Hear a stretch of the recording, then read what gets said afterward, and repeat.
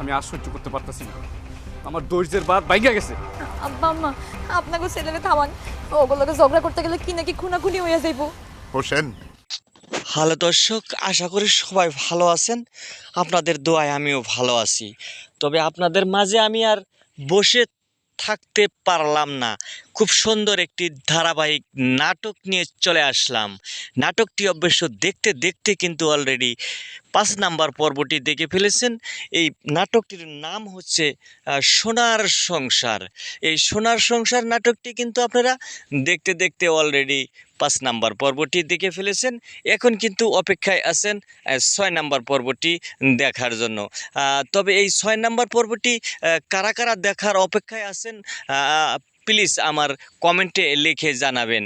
আর আরেকটি রিকোয়েস্ট, যারা যারা আমার এই ছোট্ট চ্যানেলটি এখনও যারা যারা সাবস্ক্রাইব করেন নাই, অতি তাড়াতাড়ি সাবস্ক্রাইব করুন। সাবস্ক্রাইব করলেই কিন্তু সবার আগে এই সোনার সংসারের নাটকটির 6 নাম্বার পর্বটি দেখতে পারবেন। হ্যালো দর্শক, তবে দেখতে পারছেন এই সোনার সংসার 5 নাম্বার পর্বেতে কি ঘটনা ঘটে গেল সেটা কিন্তু আপনারা দেখতে পারছেন।